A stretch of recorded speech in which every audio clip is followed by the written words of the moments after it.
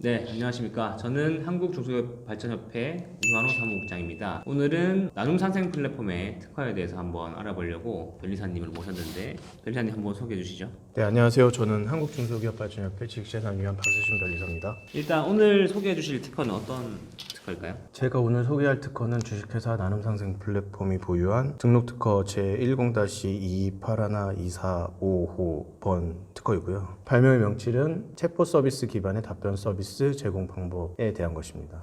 챗 보시면 저희가 카카오톡이나 뭐 네이버 톡에서 보던 자동응답하는 그런 시스템이 맞나요? 네, 맞아요. 일단 내용을 알아봐야 될 것 같은데, 이 내용 간단히 소개해 주실 수 있을까요? 내용 또 소개. 알겠어요, 할게요. 아까 거 붙였으면 안 돼요. 다시 질문을 좀 해주세요. 그럼 해당 특허는 어떤 내용을 담고 있나요? 이번 특허는 사용자 문의에 따라서 사용자의 기술 수준이랑 이해도 수준을 이제 파악하고 그에 적합한 답변을 자동으로 제공하는 이런 발명에 대한 것입니다. 사용자 이해 수준은 직접 어떻게 검증할 수 있는 수단이 있나요? 그 검증하는 게 이 특허 발명의 가장 메인이기는 한데요. 챗봇에서 뭐 이제 답변을 하게 된다면 두 가지가 있을 거예요. 시스템에서 질문을 받고 전문가한테 그 질문을 넘기고 전문가가 답변을 하면 그걸 플랫폼에서 다시 넘겨주는 형태. 뭐 물론 이 발명에 그런 내용도 있기는 한데 이런 시스템이 있을 거고 시스템 자체에서 이제 답변을 이제 바로바로 해주는 거예요. 바로바로 답변하는 방식이 주요 특징인데 어떻게 바로바로 답변을 하냐 하면 이 기업에서 질문하는 것 자체를 기존에 있는 다른 기업들이 질문한 게 있으면 질문한 것과 그리고 질문에 대한 답변 로그 이런 것들을 다 파악해서 이 답변 로그 중에 필요한 정보들을 추출한 다음에 이제 현재 사용자한테 제공하는 게 본 발명의 가장 큰 특징입니다. 그게 기업 내용에 국한되어 있는 거죠. 기업 내용에 국한되어 있기는 한데 그 기업이라는 것 자체가 사실은 좀 광범위하기는 하죠. 특별하게 뭐 기업 내용이 어떤 거다라고 한정하고 있기는 않으니까 그거에 대해서 조금 일반 단어보다는 조금 더 넓게 볼 여지는 있어요. 근데 기업과 관련되지 않은 것까지 그냥 무분별하게 확장하기에는 너무 저희가 한정을 해놨고 그러면 예를 들어 스타트업이 투자를 받을 때는 어떤 절차가 있나요? 이런 질문에 대해서는 충분히 이 특허에서 이제 자동응답에 대한 절차 자체를 보호받을 수 있지만은 예를 들어 제가 주민등록증 어떻게 떼죠? 라는 질문을 한다면은 보호받을 수는 없는. 그렇죠. 그런 시스템까지는 보호하기는 사실 쉽지는 않죠. 근데 뭐 이게 보호라고 하기에는 제가 이제 아까 기술 내용 하다가 이제 조금 중간에서 빼먹은 게 있는데 챗봇 자체, 그러니까 어떤 시스템 자체에서 질문이 들어왔을 때 자동으로 답변한다. 여기까지는 사실은 이 특허가 나왔을 때도 원래 있었던 기술이었고 그거 자체로는 등록법이 받기 어려웠었고 거기서 끝이 아니라 이 발명은 이제 그거에 따라서 기업 수준을 파악하는 것까지가 포함되어 있어요. 기업 수준을 파악하는 이유는 이제 두 가지인데 기업 수준을 파악해야지 적합한 답변을 낼 수 있다라는 게 일단 하나가 있고 두 번째로는 기업 자체가 평범하게 질문을 많이 할수록 기업이 여러 가지 업무를 많이 했다는 거고 그래서 기업 수준이 높아지기 때문에 여러 가지 기업 평가 방법이 있지만 별도로 기업 자체를 평가하겠다라는 뭐 그런 두 가지 목적으로 이제 기업을 평가하고 있습니다. 그러면 이제 이런 특허를 가지고 기술 보호를 하거나 아니면은 기술에 대한 소송을 걸거나 이렇게 하기 위해서는 시작과 끝에서 사이에 벌어지는 것들을 최대한 더 보완하고 특허로 만들어 놓아야 이제 이 기업이 좀 주장하기 편하다. 그쵸. 그리고 뭐 조금 더 말하면 이런 것도 있어요. 만약에 현대카드가 진짜로 썼다고 치면 그 기업은 실제로 기업을 평가할 때 이 기술만 이용하는 게 아니라 사실 이거는 1000만 가지 중에 하나면 사실 그 분석을 통해서 이루어지는 매출액의 10,000분의 1이 될 수도 있고 이 특허가 기여하는 정도도 증빙을 해야 되는 건데 기여도가 되게 낮게 평가될 가능성이 있죠. 뭐 물론 특허는 단순히 지금 말한 것처럼 뭐 어떤 뭐 매출액과 뭐 기여도를 뭐 몇 분의 1로 딱 잘라가지고 막 이렇게 두부 썰듯이 금액을 책정하는 건 아니지만 그래도 뭐 여러 가지 방법들이 있고 이거는 약간 진짜 서브로 사용한다라고 하거나 하면 엄청나게 큰 매출액이 나오더라도 뭐 별거 아닌 게 돼버릴 수가 있으니까 신경 좀 많이 써야 되죠. 그러면 해당 사업이 이루어질 때 그 사업 안에서 이 기술이 갖고 있는 범위가 어느 정도까지냐에 따라서 거기에 대한 보상을 받을 수도 있고 사실 무리할 수도 있고. 알겠습니다. 그러면 이런 특허권을 지금 보유하고 있는 나눔상생 플랫폼은 지금 어떻게 이 기술을 활용하고 개발하고 있나요? 진짜 잘 모르는 것만 물어보네. 사실 이제 나눔 상생 플랫폼이랑 이 특허가 좀 잘 맞아요, 사실. 그리고 나눔 상생 플랫폼이 뭐 여러 가지 사업 분야를 가지고 있기는 한데 그런 여러 가지 사업 분야 중에 메인 서비스가 될 수도 있고 서브 서비스가 될 수도 있고 그냥 꼭 가져가야 될 사실은 뭐 이제 사업이라고 볼 수도 있고 기능이라고 볼 수도 있고 한 번쯤은 좀 구축해 나가야 될 시스템이고 나눔 상생 플랫폼 자체가 회계사나 뭐 영상 홍보 전문가나 뭐 여러 가지 전문가 네트워크들이랑 같이 일하면서 이제 플랫폼 사용자 그러니까 기업이 될 텐데 기업의 이제 경영상 발생하는 여러 가지 문제들을 해결해주고 문의들에 대해서 답변해주고 이런 플랫폼인데 결국은 이거를 이제 중간에서 어떤 사람이 계속해서 뭐 전화 받고 답변하고 뭐 이메일 받고 이메일 보내고 이렇게 할 수는 없으니까 자동화로 이런 답변을 해주는 시스템이 무조건적으로 필요하고 그런 질문 답변 시스템을 만드는 가장 어떻게 보면 기초적인 것 중에 하나로 이 특허 기술이 사용될 수 있고요. 조금 더 나아가서 말하자면 이 기술에서 기업 수준을 판단하는 게 되게 큰 특징 중에 하나인데 그거 외에 결국은 이 플랫폼 자체는 과거의 질문들을 이용하게 될 텐데 그러면 결국은 과거에 누군가 질문과 답변을 해야 되는 상황이거든요. 지금 현재 사용자도 마찬가지고 물론 궁금해서 질문하고 답변할 수도 있지만 어떤 보상 체계가 있으면 네이버에 질문하거나 아니면 다른 플랫폼에 질문하는 것보다 이 플랫폼에 와서 일부러라도 더 질문을 하게 만들거든요. 이 특허 발명 중에 그런 내용이 있는데 현재 사용자가 이제 질문을 했었을 때 과거 사용자의 질문이나 답변 로그를 사용하게 되면 그 과거 사용자한테 보상을 주는 내용이 이제 써져 있어요. 뭐 물론 그 보상은 블록체인이 될 수도 있고 뭐 현금이 될 수도 있고 포인트가 될 수도 있다라고 기재하고 있는데 결국 나눔 상생 플랫폼에서 전체적으로 좀 생각하고 있는 여러 구상 중에 하나가 여기에 인볼브 되어 있는 전문가가 됐건 아니면 경영자 코치가 됐건 플랫폼 자체가 됐건 어떤 일을 했었을 때 그런 보상을 만들어주는 체계들을 구축하겠다라는 내용이 있는 걸로 알고 있는데 그런 내용들의 뭐 기초가 이 특허 발명에 들어가 있는 기술 내용을 비슷하게 사용해가지고 구축이 되지 않을까 이렇게 좀 생각하고 있어요. 그러면은 과거에 질문을 남긴 사람도 보상을 받을 수 있나요? 과거 사용자라고 한정하고 있어요. 과거 사용자. 과거 사용자. 질문을 하든 답변을 하든. 과거 사용자.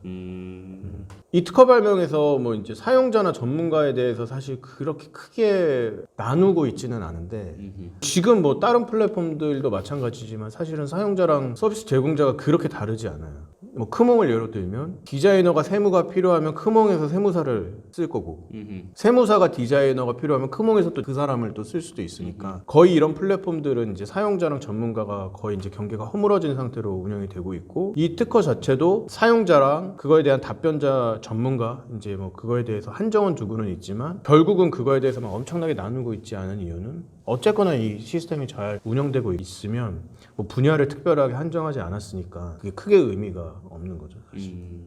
아니 그러면 네이버도 질문하고 답변하면은 점수 받지 않아요? 그쵸 점수 받죠. 근데 그거는 이제 네이버만의 게시글 글에 대한 답변이니까 요거는 안 걸리는 거고 이건 단순히 챗봇이니까 챗봇까지만 걸리는 거고. 이제 소송을 너무 이제 생각하고 이렇게 질문을 하는데 특허를 내면 이제 기술에 대한 어떤 주장을 할 수 있어야 되잖아요. 기술을 주장을 할 수 있는데 미 특허가 지금 2019년에 출원됐거든요. 2019년 2월에 네이버는 2019년 2월 전에도 이미 그 포인트 시스템이 있었어요. 심판이나 소송을 할 때 뭐 여러 가지 판단 기준을 세우는데 이미 출원일보다 먼저 하고 있었던 건 아예 스타트도 안 하기 때문에 근데 만약에 네이버가 그거보다 늦게 했다고 하더라도 여기서 약간 좀 이제 좀 다른 거는 이 발명이 이제 등록을 받았을 수 있는 가장 큰 이유는 뭐 이제 심사관에 제가 내에는 못 들어가 봤지만 사용자의 점수를 책정하는 건 원래 이전에도 있었어요. 전에도 있었고 질문하고 답변하는 것도 원래 있었고 그런데 여기에서 이제 책정하는 점수는 질문 한 사람을 책정하는 거예요. 질문 한 사람. 네이버는 지존은 답변한 사람이 지존이 되는 거지 질문한 사람이 지존이 되지 않거든요. 근데 이거는 질문을 겁나 많이 하면 질문한 사람이 지존이 되는 거야. 그래서 약간 좀 평가를 하는 대상 자체가 약간 좀 다르죠. 뭐 처음에 이제 구상할 때를 좀 얘기해 보면 뭐 자동으로 답변하는 시스템 이제 나오기 전에 조금 초창기 모델을 생각하면 뭐 전문가가 직접 이제 답변한다고 하더라도 전문가 기준으로 봤었을 때 이제 질문하는 사람의 질문 수준을 보면 이 사람이 어느 정도 수준에 있는지 알거든요. 기업으로 치면 질문 수준이 뭐 상장 뭐 이런 걸 묻을 수도 있고 뭐 기업이 될 수도 있고 이게 기업의 담당자가 될 수도 있고 뭐 그거를 명확하게 한정한 건 아니지만 진행하고 있는 업무의 수준을 파악하고 이 사람이 어떤 수준으로 질문하는지 파악할 수 있는데 그래서 반대로 이 기업을 대해서 평가를 좀 해보자. 그래서 이런 평가를 계속해서 잘 하게 되면 뭐 여러 가지 어려운 기업의 평가 가치 방법들이 여러 가지가 있는데 뭐 물론 거의 다 기초는 이제 재무적 평가가 되겠는데 그런 재무적 평가와 별개로 되게 정성적인데 이 기업은 뭐 일 잘한다 뭐 못한다 막 이런 정성적인 평가를 약간 이런 질문으로 통해서 할 수 있지 않을까. 그래서 성장 수준을 좀 판단할 수 있지 않을까라는 상황에서 챗봇 아이템과 결합돼서 이 특허 발명이 나온 거라서 평가 포인트가 약간 좀 다르죠. 실제로 법인 등기부 등본 어디서 뗄까요? 어디서 뗄 수 있나요? 사업자 등록증 어떻게 발급받을 수 있나요? 이런 질문을 하는 주체와 투자자 미팅을 어떻게 해야 될까요? 그러니까 뭐 법인 등기부 등본 떼는 게 별거 아닌 게 아니고 사실은 뭐 당연히 뭐 궁금하면 질문할 수도 있고 한데 그래서 뭐 그거를 하나로 질문했다라고 해서 이 특허 발명에서 뭐 평가가 팍 낮아지고 뭐 그런 건 아니고 이 특허 발명은 결국은 이제 점수를 쌓아가는 형태로 이제 나아져 있는데 질문 수준에 따라서 점수가 이제 다른 거죠. 여기에 이제 구체적인 점수는 안 나와 있지만 법인 등기부 떼는 거 0.1점이면 뭐 통일주권 관련된 질문은 뭐 10점 뭐 이런 식으로. 그거는 이제 이 기술을 활용하는 곳이 어디에 가중치를 줄 것인지 그런 것들은 자체적으로 조정하면 되는 그렇죠. 자체적으로 정하면 되는 거고 그 정한 거 자체가 또 의미가 있으면 사실은 이 두 번째 특허로 나올 수도 있죠. 점수를 매겼다는 것 자체로는 특허를 받기는 어렵겠지만 이거는 좀 되게 가볍게 넘어간 주제 중에 하나인데 표준화 내용이 살짝 들어가 있어요. 뭐 예를 들면 0.1점짜리 질문 10,000번 한 거랑 10점짜리 2번 한 거랑 이거가 점수가 어떻게 높냐 낮냐를 이게 파악하기가 사실 쉽지가 않거든요. 그래서 점수에 대한 표준화 과정이나 이런 걸 무조건 거쳐야 될 것 같은데 그거에 대한 내용은 사실 안 적혀 있어요. 그래서 뭐 그런 것들이 있다고 하면 그건 또 별개로 이제 관리할 수 있죠. 이런 기능을 앞으로 열어놓고 좀 쓴다면은 누가 쓸 수 있을까요?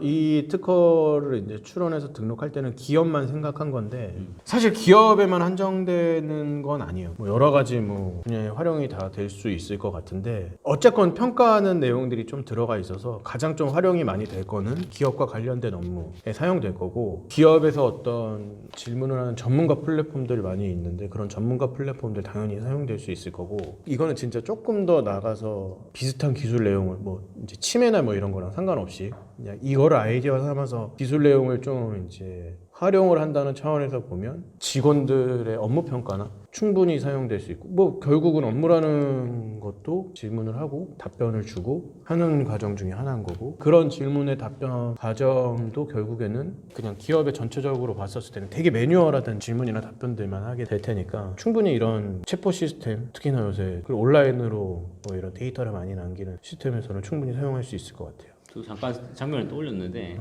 왜 같은 질문을 계속하는 부하 직원이 있으면 짜증나잖아요.